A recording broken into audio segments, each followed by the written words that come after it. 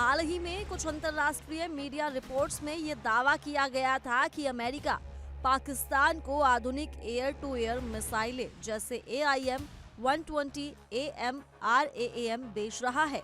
इन खबरों के सामने आने के बाद भारत सहित कई देशों की सुरक्षा चिंताओं को लेकर बहस छिड़ गई। लेकिन अब अमेरिका ने इन सभी अटकलों और दावों को सिरे से खारिज कर दिया है।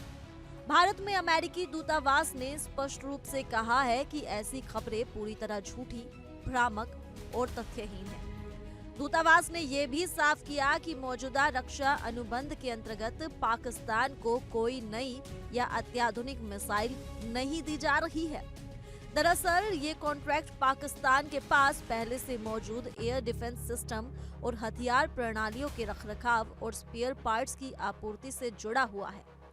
इसका उद्देश्य पाकिस्तान को कोई नई सैन्य क्षमता देना नहीं है, बल्कि जो सिस्टम उसके पास पहले से मौजूद है उन्हें चालू हालात में बनाए रखना है। अमेरिका ने स्पष्ट किया कि ये समझौता सिर्फ पाकिस्तान के लिए नहीं बल्कि उसके 30 से ज्यादा मित्र देशों के लिए है, जिनके पास अमेरिकी हथियार प्रणालियां पहले से मौजूद हैं।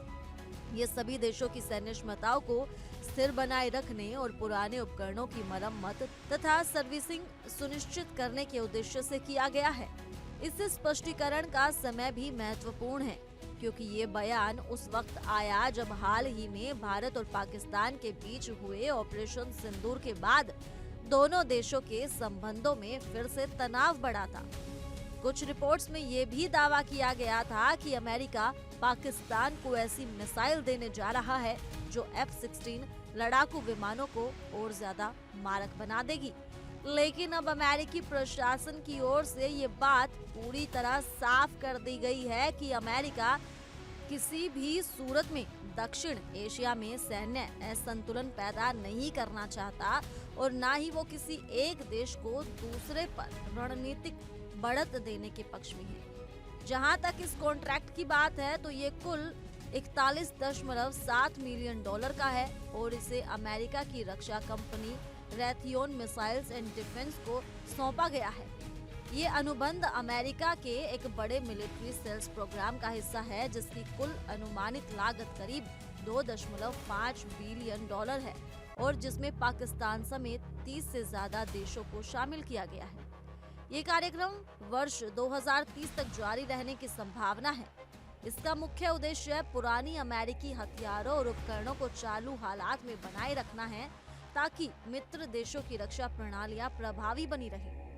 इस बयान और स्पष्टीकरण के माध्यम से अमेरिका ने ये संदेश देने की कोशिश की है कि वो भारत पाक जैसे संवेदनशील क्षेत्र में किसी भी तरह की हथियार की दौड़ को बढ़ावा नहीं देना चाहता।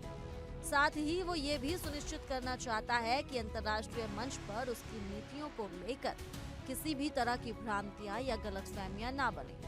कुल मिलाकर ये बयान अमेरिका की संतुलित विदेश नीति और सामरिक रणनीति को दर्शाता है, जो कि अपने सहयोगी देशों के साथ पारदर्शिता बनाए रखने पर जोर देती है।